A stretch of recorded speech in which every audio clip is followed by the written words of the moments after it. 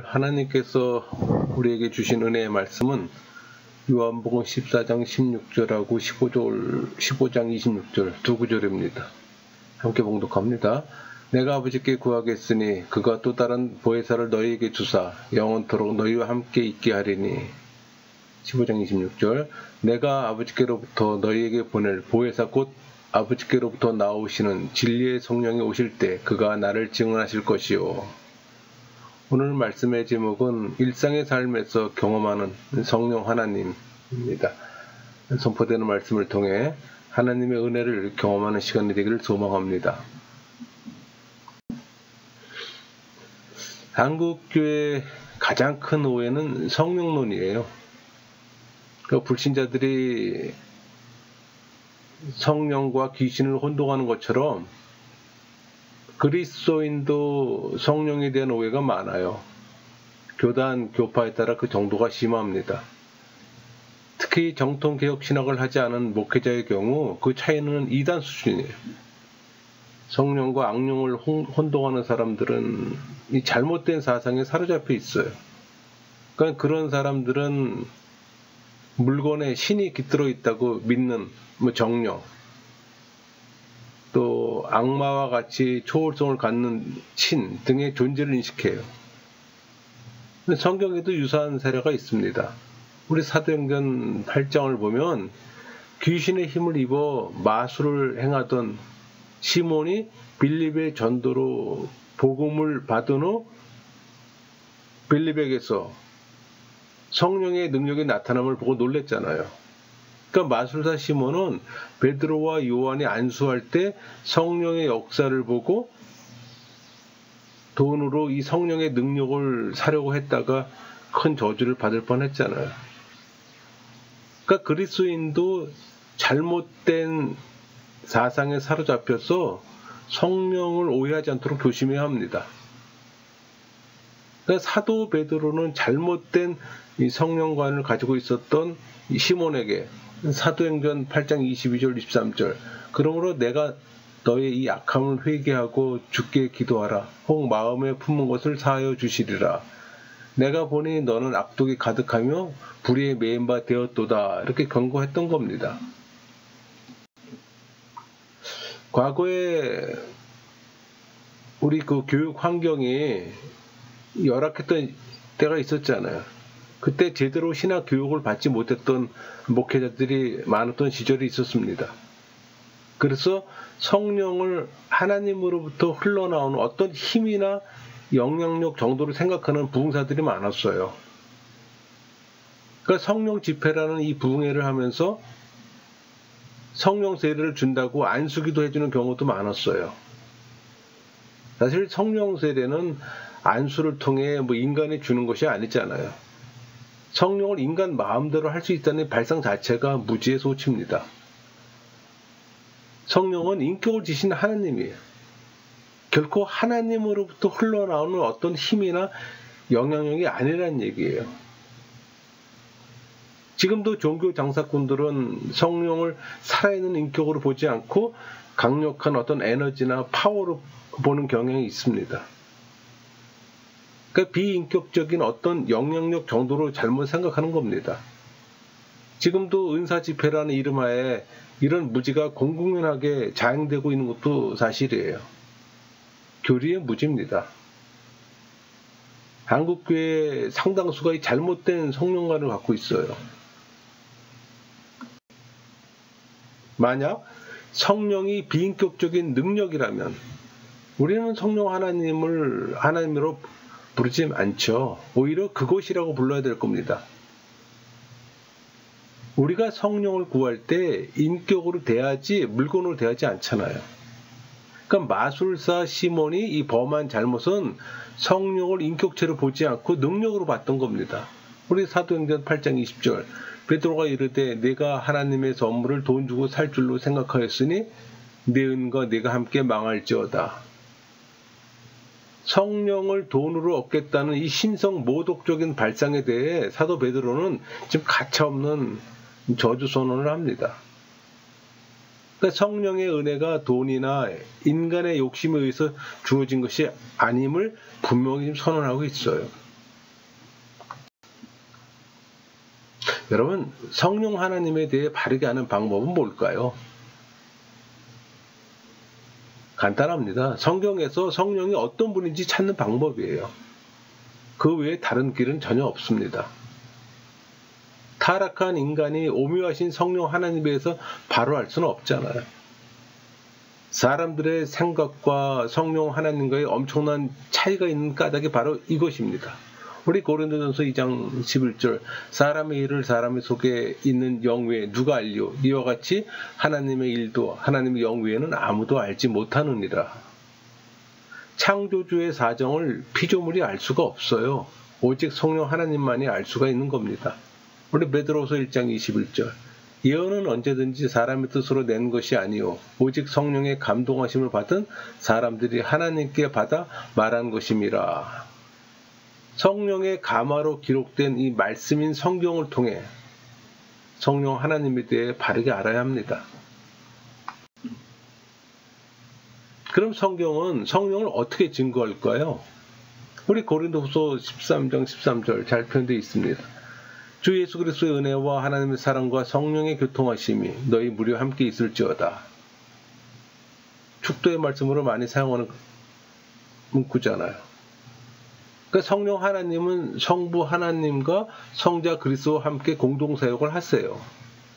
그러니까 성령께서는 하나님과 똑같이 전능하시고 전지하시고 무소부지하시고 영원하세요. 우리 고린도후서 2장 10절 성령은 모든 것 곧 하나님의 깊은 곳까지도 통달하시느니라. 우리 요한복음 5장 3장 5절 볼까요? 사람의 물과 성령으로 나지 아니하면 하나님의 나라에 들어갈 수 없느니라. 그러니까 성령 하나님은 절대적 주권을 갖고 계시고 또 창조사역에 동참하셨을 뿐만 아니라 구속사역에도 깊이 관여하고 계세요. 또 인간처럼 지성과 감정과 의지를 지니신 인격적인 분이에요. 그래서 성령 하나님은 신앙인과 교통하시고 또 교회에 말씀을 주시며 또 성도를 인도하고 보호하시고 또 가르치시고 위로하시잖아요. 또 예수님을 증거하시며 또 기도의 영을 주시고 또 중보사역을 통해 하나님과 화목케 하십니다. 그러니까 성경은 구원의 책이기에 많은 구원의 진리가 있어요. 그러니까 성경의 영적 진리를 논리적으로 설명하는 게 또 교리잖아요. 그러니까 교리 교육 없이는 성령을 바르게 이해할 수가 없는 겁니다. 한국교회의 가장 큰 문제점은 교리 교육에 무관심하다는 거예요. 교리에서 많이 벗어나요. 그러니까 성령 하나님은 하나님의 영이잖아요. 그러니까 우리를 거룩하게 하시는 분이에요. 그래서 우리는 거룩의 영이라고 부릅니다. 그러니까 삼위의 하나님은 인격을 지니시는 하나님이라는 사실을 꼭 기억해야 합니다. 우리 에베소 4장 30절 하나님의 성령을 근심하게 하지 말라. 그 안에서 너희가 구원의 날까지 인치심을 받았느니라. 삼위 하나님은 우리의 구원을 위해 일하시는 하나님이십니다. 성령 하나님은 성도의 일시적인 범죄로 떠나버리지 않고 약속하신 기업을 주시는 날까지 성도의 확실한 보증이 됐어요. 우리 요한복음 3장 5절 사람이 물과 성령으로 나지 아니하면 하나님 나라에 들어갈 수 없느니라. 그러니까 성령께서는 하나님의 창조사역과 예수 그리스도의 구속사역을 사람들에게 적용시키세요. 그러니까 성령 세례를 통해 중생이 이루어진다는 의미를 설명하는 구절입니다. 우리 요한복음을 보면은 성령께서 인격적인 분이심을 증거하는 아주 좋은 예들이 있어요. 우리 요한복음 14장 16절 내가 아버지께 구하겠으니 그가 또 다른 보혜사를 너희에게 주사 영원토록 너희와 함께 있게 하리니. 여기서 보혜사, 헬라어로 팔라클레토스입니다. 우리말로는 보혜사예요. 그러니까 이 팔라클레토스라는 낱말은 문자적으로는 곁에 있는 자, 뭐 대언자, 돕는 자, 위로자라는 의미예요. 그러니까 성령 하나님은 능력을 가지고 성도들의 삶에서 이 세상을 통과할 수 있도록 항상 함께 하세요. 여러분 든든하지 않으세요? 여러분이 성령 세례를 받았다면 여러분 든든한 겁니다. 예수님을 믿는 신앙인들의 영생 및 사역의 파트너로 그분이 우리 곁에 서 계신다는 겁니다. 이런 성령 하나님 우리가 체험해야 되잖아요. 지식적으로 아는 것이 아니라. 여러분, 일상의 삶에서 이 도우시는 성령 하나님의 인도하심에 순종하는 사람은 인생과 사역에서 영적 실패는 없어요. 우리 요한복음 15장 26절, 내가 아버지께로부터 너희에게 보낼 보혜사 곧 아버지께로부터 나오시는 진리의 성령이 오실 때 그가 나를 증언하실 것이요. 성령은 일상의 삶에서 우리를 도우시는 변호자요, 또 우리를 감싸 안으시는 위로자임을 보여줍니다. 여러분은 보혜사 성령께서 일상의 삶에서 우리를 변호하고 위로하시며 인도하심을 믿습니까? 우리와 함께 하시는 성령 하나님을 체험적으로 알지 못한다면 여러분 신앙을 점검해야 합니다. 여러분이 알지 못해도 함께 하세요. 간혹 우리가 근심과 두려움에 쌓여도 우리 곁에 계셔서 평안을 주십니다. 여러분, 그리스도인의 최고의 축복은 평안이에요. 샬롬 상태입니다. 성령 하나님은 성부 하나님에게서 나올 뿐만 아니라 성자 하나님에게서 나온다는 사실을 증거해요. 그러니까 예수님을 바르게 아는 것도 성령의 도움이 필요한 겁니다. 왜? 성령은 성자에게서 발출된 영이기에. 우리 요한복음 14장 26절, 보혜사 곧 아버지께서 내 이름으로 보내실 성령, 그가 너희에게 모든 것을 가르치고 내가 너희에게 말한 모든 것을 생각나게 하리라. 그러니까 우리가 진리를 깨닫지 못할 때에도 진리를 깨우쳐 주시고 그리스도의 말씀이 생각나게 하시는 겁니다. 이처럼 성령께서는 삶의 동반자요, 좋은 친구예요. 그러니까 보혜사 성령께서 일상의 삶에서 동행하시니 평안을 누릴 수밖에 없죠. 그 평안을 여러분들이 누려야 되는 겁니다. 여러분들이 평안을 누리지 못한다면 여러분의 신앙생활을 점검해야 되는 겁니다. 보혜사 성령께서 항상 우리를 도우실까요? 인격을 지니신 성령께서는 우리가 원치 않으면 도우실 수가 없어요. 그러니까 일상의 삶에서 도우실 수 있도록 성령의 도우심을 사모해야 합니다. 예수님께서는 이 땅에 계시지 않지만 예수님의 말씀은 계속 이 땅에 남아있어 구원의 길을 보여줄 것입니다. 그 말씀을 깨닫게 하신 일이 바로 성령 하나님의 사역이에요.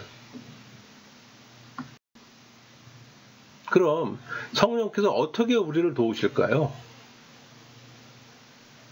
우리가 성령께서 원하신 일을 계획하고 진행할 때 우리를 지도하시고 인도하십니다. 여러분들이 세 속에 빠져 있으면 여러분들 성령 하나님이 도울 수가 없어요. 여러분, 우리가 기도할 때나 말씀을 연구할 때, 그리고 설교할 때 도우십니다. 우리 고린도전서 2장 4절, 내 말과 내 전도함이 설득력 있는 지혜의 말로 하지 아니하고 다만 성령의 나타나심과 능력으로 하여. 그래서 복음을 전하는 목회자들을 성령 하나님이 도우시는 겁니다. 성령의 도움으로 사도 바울이 복음을 전했음을 보여줘요. 그러니까 바울이 성령의 나타나심에 의존해 설교했잖아요. 그러므로 또 복음을 듣는 자들에게 또 확신을 주고, 뿐만 아니라 우리가 일을 할 때도 성령께서 우리를 돌보세요.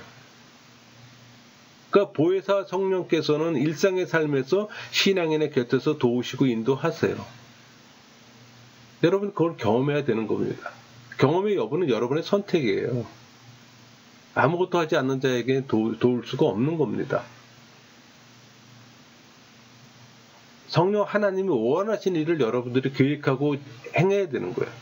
그럴 때 그 도움을 받을 수가 있는 거예요. 여러분은 일주일에 한 번씩 교회에 오고 세상 속에 마음 빼앗기는데 성령 하나님 여러분을 도우실까요? 그렇지는 않을 겁니다. 성령의 도우심을 갈망하는 자는 보혜사 성령의 인도로 하나님의 축복을 받을 겁니다. 우리 로마서 1장 18절, 하나님의 진노가 불의로 진리를 막는 사람들의 모든 경건하지 않음과 불의에 대하여 하늘로부터 나타나나니. 성도의 도우심을 믿지 않는 자는 자신의 불신앙으로 인해 하나님의 진노를 머리에 쌓게 될 겁니다. 여러분, 성령께서는 일상의 삶 가운데 또 어떻게 도우실까요? 두려움, 근심, 걱정, 그걸 몰아냅니다. 우리 에베소 3장 16절, 그의 영광의 풍성함을 따라 그의 성령으로 말미암아 너의 속사람을 능력으로 강건하게 하시오며, 우리 스스로 어찌할 수 없는 정신적 장애와 어려움까지도 물리치세요. 그러니까 성령께서는 우리의 상한 마음을 치료하시는 겁니다. 그러니까 내적 치유가 바로 그런 경우예요. 성령의 은혜입니다. 여러분, 내적 치유는 성령의 지배를 받는 사람들의 선물이기도 해요. 그러니까 신앙인이면 쉽게 경험하는 치유입니다. 성령 하나님과 깊은 인격적 교제를 나누며 또 그러하여금 아픈 마음을 치료하게 하세요. 여러분의 친구가 되어주시고 또 위로하며 또 고쳐주실 겁니다. 그러니까 연약한 우리에게 힘을 주시고 격려하세요. 세상 일로 염려되고 두렵습니까? 성령의 도우심을 믿고 구하세요. 성령께서 새로운 힘과 용기를 주실 겁니다. 우리 요한복음 16장 13절, 그러나 진리의 성령이 오시면 그가 너희를 모든 진리 가운데로 인도하시리니 그가 스스로 말하지 않고 오직 들은 것을 말하며 장래일을 너희에게 알리시리라. 성령께서는 성경의 가르침과 설교를 장려하세요. 때로는 성공적으로 또 전도할 수 있도록 지도하시고, 항상 우리 곁에 계셔서 구체적이고 실제적으로 우리를 도우시고 인도하십니다. 그러니까 성령이 신앙인을 지배하는 수단의 은혜잖아요. 신앙인은 은혜를 받을 때 온전한 그리스도인의 삶을 사는 겁니다. 여러분, 성령께서 우리를 도우시고 인도하시는 목적은 뭘까요? 예수 그리스도를 믿어 영생에 이르게 하려는 겁니다. 우리 요한복음 3장 16절, 하나님이 세상을 이처럼 사랑하사 독생자를 주셨으니 이는 그를 믿는 자마다 멸망하지 않고 영생을 얻게 하려 하심이라. 성육신의 궁극적 목표는 구원에 있습니다. 그러니까 성령께서는 우리를 거듭나게 하세요. 우리 요한복음 3장 3절, 예수께서 대답하여 이르시되 진실로 진실로 네게 이르노니 사람이 거듭나지 아니하면 하나님의 나라를 볼 수 없느니라. 거듭나지 아니하면 하나님 나라에 들어갈 수 없음을 예수님께서 말씀하시잖아요. 여러분 중생하셨습니까? 하나님의 나라에 들어가려면 인간의 수고는 필요 없어요. 하나님의 은혜와 능력에 의해서 어느 한 부분만이 개선되는 것이 아니라 전체 본성이 새롭게 되는 사건이 필요해요. 그게 중생이잖아요. 근데 그것이 성령의 역사라면 가능해요. 그러니까 성령께서는 사단이 지배하는 이 세상 속에서 우리를 구원해 천국에 이르기까지 안전하게 인도하고 도우시는 겁니다. 우리 고린도전서 10장 13절, 사람이 감당할 시험 밖에는 너희가 당한 것이 없나니 오직 하나님은 미쁘사 너희가 감당하지 못할 시험 당함을 허락하지 아니하시고 시험 당할 즈음에 또한 피할 길을 내사 너희로 능히 감당하게 하시느니라. 그러니까 일상의 삶에서 선한 길로 인도하시고 또 죄악에서 벗어나고 극복할 수 있는 힘과 지혜를 주시는 겁니다. 여러분 그거 경험하십니까? 시험 가운데 있는 성도들이 시험을 견뎌내고 빠져나올 수 있도록 하나님께서 도우세요. 여러분 그런 도움 받고 계십니까?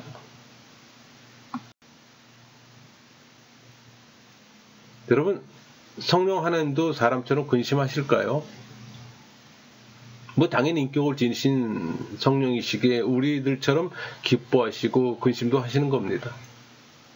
그러니까 창조 후에 사람이 번성할 때 하나님의 아들들이 사람의 딸들의 그 아름다움을 보고 아내로 삼았잖아요. 또 그것을 보시고 하나님의 신이신 성령께서는 그들과 함께 하실 수 없음을 근심하셨어요. 그게 우리 창세기 6장 1절에서 6절에 잘 표현되어 있잖아요. 특히 창세기 6장 6절에 땅 위에 사람을 지으심을 한탄하사 마음에 근심하시고, 이것은 그 거룩하신 성령의 한탄과 근심으로 나타나 있습니다. 그러니까 성부 하나님의 근심은 곧 성자 예수님의 염려요, 또 그것은 성령 하나님의 고뇌인 겁니다. 여러분 성령의 인도함을 거부한다면 결과는 어떻게 될까요? 회개하고 용서를 구하지 않으면 심판을 당하게 됩니다. 그러니까 신앙인은 매 순간 성령의 도우심과 인도함을 받아서 하나님의 뜻을 저버리지 않도록 조심해야 하는 거예요. 만약 그렇지 못했다면 회개함으로 성령과의 관계를 회복해야 합니다. 우리 사무엘사 10장 10절 16장 13절 한번 보세요. 그들이 산에 이를 때 선지자의 무리가 그를 영접하고 하나님의 영이 사울에게 크게 임함으로 그가 그들 중에서 예언을 하니. 또 16장 13절 사무엘이 기름 뿔병을 가져다가 그의 형제들 중에서 그에게 부었더니 이날 이후로 다윗이 여호와의 영에게 크게 감동되니라. 사무엘이 떠나서 라마로 가니라. 그러니까 구약의 사울과 다윗의 예를 보여주는 겁니다. 그러니까 선지자 사무엘에 의해 두 사람 다 하나님의 기름 부음을 받고 하나님의 영, 곧 성령 충만의 왕이 되었어요. 우리 사무엘상 16장 14절 여호와의 영이 사울에게서 떠나고 여호와께서 부르시는 악령이 그를 번뇌하게 한지라. 또 31장 4절 사울이 자기의 칼을 뽑아서 그 위에 엎드러지매. 그러니까 사울은 하나님의 뜻을 저버리고 회개하지 않으므로 비참한 최후를 맞이했잖아요. 다윗도 우리아의 아내 바세바와 동침하며 살인하는 큰 죄를 범했지만 회개함으로 하나님의 뜻을 저버리지 않았어요. 우리 사무엘하 12장 13절 다윗이 나단에게 이르되 내가 여호와께 죄를 범하였노라 하매 나단이 다윗에게 말하되 여호와께서도 당신의 죄를 사하였나니 당신이 죽지 아니하려니와. 그 결과 그와 그의 아들 솔로몬은 성령의 도움으로 하나님의 큰 축복을 받았던 겁니다. 여러분에게 향하신 주님의 뜻과 성령의 인도하심을 저버리지 마시고 성령의 지배를 받으세요. 우리가 성령의 지배를 받을 때 죄의 경향성으로부터 자유로워집니다. 그러나 우리가 조금이라도 육신의 생각으로 행한다면 죄는 그 자리를 비집고 들어옵니다.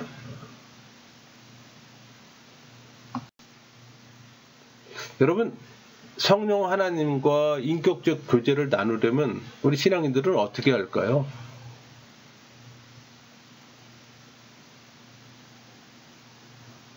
불신자나 종교인들은 성령 세례를 받아야 합니다. 성령이 내주하시면 성령은 항상 함께 하시잖아요. 그러니까 성령께서 여러분의 주인이심을 인정해야 되는 거예요. 여러분, 한계를 갖는 피조물이 주인이 되어 사는 사람은 괴로움과 고난 가운데 헤어나지 못해요. 신앙인들도 늘 성령의 지배를 받아야 합니다. 우리 로마서 8장 18절 생각하건대 현재의 고난을 장차 우리에게 나타날 영광과 비교할 수 없도다. 성령의 주되심을 인정하며 사는 신앙인은 괴로움을 기쁨으로 고난을 영광으로 바꿀 겁니다. 여러분이 성령 세례를 받았다면 성령께서는 일상의 삶에서 동반자임을 기억하세요. 그냥 성령 세례 받은 걸로 만족하지 말고 성령의 지배를 받는 삶을 살아야 하는 겁니다. 주변의 모든 사람들이 나를 떠나고 나 또한 그들을 떠날 때가 있지만 성령은 일상의 삶에서 함께 하세요. 성령께서는 영원히 함께 하십니다. 우리에게 생명 주시고 건강과 물질, 재능과 모든 은사를 주세요. 우리 고린도전서 12장 11절 이 모든 일은 같은 한 성령이 행하사 그의 뜻대로 각 사람에게 나누어 주시는 것이니라. 우리에게 일을 하게 하시고 또 그 일을 인도하시고 도우시며 그 일을 통해 또 영광 받으시는 겁니다. 여러분, 성령과 인간이 모두 인격을 가졌다면 그 차이는 뭘까요? 성령 하나님은 인격만 갖고 있는 것이 아니라 신격도 갖고 있다는 겁니다. 그러나 사람은 하나님의 영으로 거룩하게 될 수는 있지만 절대로 하나님과 똑같이 될 수가 없잖아요. 그러니까 성령은 인격을 갖고 계시지만 또한 순수한 완전하신 하나님이세요. 사람은 불완전한 인격을 가진 반면 성령께서는 완전한 인격을 가졌잖아요. 그 차이는 엄청난 거예요. 인격만을 가진 사람은 어떤 노력을 해도 하나님의 경지에 이를 수가 없어요. 그래서 성령께서 친히 인간에게 오신 겁니다. 우리 사도행전 2장 23절 하나님이 오른손으로 예수를 높이시며 그가 약속하신 성령을 아버지께 받아서 너희가 보고 듣는 이것을 부어주셨느니라. 그래서 성령 세례를 받아야 하는 겁니다. 사람이 교만하게 자기의 지혜나 노력으로 하나님의 자리를 탐해서는 안 돼요. 아담과 하와가 타락한 이유를 한번 생각해 보세요. 바벨탑을 쌓았던 인류가 심판을 받았던 이유를 한번 생각해 보세요.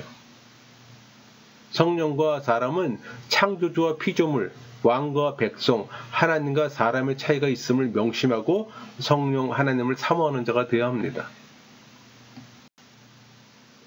많은 이들이 성령께서 하나님 되심에 이해를 못하는 이유가 있어요. 삼위일체 교리의 이해 부족입니다. 그래서 교리 공부를 해야 되는 게 바로 그거예요. 성경이 증거하는 성령의 신성에 대해 무지하기 때문이에요. 그러니까 창조와 섭리주이신 성부와 성육신하신 예수님께서 인격성을 지녔다는 사실을 쉽게 이해합니다. 그러나 성령의 역사와 활동에서는 무지해요.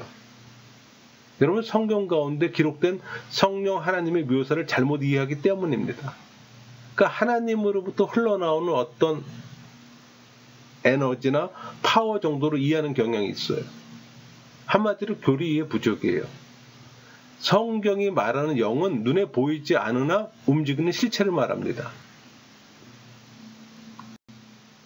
우리 요한복음 5장 26절 아버지께서 자기 속에 생명이 있음 같이 아들에게도 생명을 주어 그 속에 있게 하셨고, 아버지는 자기 속에 생명이 있어요. 그러므로 아버지는 아들에게 자기 속에 있는 생명을 주셨어요. 아버지는 성령의 근원이 있어요. 그래서 발생하시는 겁니다. 그러나 그는 아들에게 성령을 출송하는 권세를 주셨어요. 그러므로 성자는 살려주시는 영이 되어 육체적으로 죽은 자를 살려주시는 권세를 갖는 겁니다. 뿐만 아니라 인간의 죽은 영혼을 살려주시는 권세를 갖고 있어요. 그러니까 성령을 하나님의 영이라고 부르는 이유는 성령의 본질이 하나님과 같기 때문입니다. 하나님에게서 발출되고 하나님으로부터 출송되었어요. 그러니까 하나님의 보내심을 받고 하나님의 뜻을 수행하기에 성령을 하나님의 영이라고 부르는 겁니다. 여러분, 비유적으로 표현된 것을 실제로 잘못 이해하는 경우도 많습니다. 예를 들면 성경 가운데 그 성령이 비인격적인 존재인 물, 불, 바람, 기름, 비둘기 등으로 비유되잖아요. 그렇게 묘사되는 것을 실제와 혼동하는 겁니다. 그러니까 성령을 하나님의 종이나 심부름꾼 정도로 잘못 이해하기 때문이에요. 그러니까 성자와 성부와 성령을 믿는다고 고백하는 사람 가운데도 이런 경우가 허다해요. 그 말은 그들은 스스로 존재하시는 성령 하나님을 성부와 성자보다 열등한 피조물로 생각합니다. 그래서 삼위일체로 이단을 구별하는 거예요. 늘 말씀드리는 거지만 삼위일체 교리를 적용하면 모든 이단은 다 드러납니다. 여러분, 인간을 변화시키는 것은 삼위일체 하나님의 동시 사역이에요. 삼위일체 하나님은 각기 역할이 있어요. 그러나 신적 행위에 있어서 삼위는 상호 협조합니다. 주로 그 성부께서는 창조주의 역할을 하고 성자와 성령은 실행하고 적용시키잖아요. 특별히 인간과 그리스도의 관계를 살펴보세요. 그리스도는 생명을 주신 분입니다. 그럼 그리스도는 어떻게 인간에게 생명을 주실까요? 그리스도께서 인간을 위해 돌아가셨기 때문에 그의 대속의 죽음을 믿음으로써 인간은 영생을 얻게 되는 겁니다. 그러면 그리스도는 실제로 어떻게 생명을 인간에게 주실까요? 그의 보상의 일부분은 성령을 부여한 특권입니다. 여러분이 성령 세례를 받았다면 그것은 엄청난 특권이에요. 그 성령의 지배를 받는다면 엄청난 축복입니다. 그 축복을 받고 누리십니까? 누리셔야 합니다. 우리 로마서 8장 26절 이와 같이 성령도 우리의 연약함을 도우시나니 우리는 마땅히 기도할 바를 알지 못하나 오직 성령이 말할 수 있는 탄식으로 우리를 위하여 친히 간구하시느니라. 성령은 말씀으로 가르치시며 우리의 기도를 도우시고 영과 진리로 하나님을 예배하도록 인도하십니다. 우리 사도행전 1장 8절 오직 성령이 너희에게 임하시면 너희가 권능을 받고 지혜와 권능으로 주님의 일을 하게 힘을 주십니다. 또 생활 속에서 성령의 열매를 맺게 하심으로 우리의 삶을 윤택하고 복되게 돌봐주세요. 그러니까 온갖 은사를 주심으로 성령의 능력을 체험케 하시고 또 주님의 교회를 굳건히 세워나가도록 하시는 겁니다. 우리 요한복음 14, 16절 보혜사를 너에게 주사 영원토록 너희와 함께 있게 하리니 사단의 세력을 믿음으로 이기게 하시고 세상 끝날까지 인내로 선한 싸움을 싸워 끝내 승리하게 하세요. 그러니까 일상의 삶에서 힘주시고 돌보시고 승리케 하시는 성령 하나님을 경험하며 살아야 하는 겁니다. 여러분, 하나님이신 성령에 대해 신앙인들은 어떤 자세를 취해야 할까요? 성부, 성자, 성령 삼위 하나님입니다. 하나님같이 성령 하나님을 섬기고 예수님같이 성령을 믿어야 하는 거예요. 그러니까 성령 하나님 되심을 인정하고 경배하고 찬양하며 날마다 겸손하게 무릎 꿇고 회개하며 새롭게 되는 성령의 은혜를 구해야 합니다. 일상의 삶에서 성령 세례와 성령 그 충분을 경험하며 거룩한 주님의 일에 대해 더욱더 힘쓰며 충성해야 합니다. 주님 오실 그때까지 말씀을 마치겠습니다.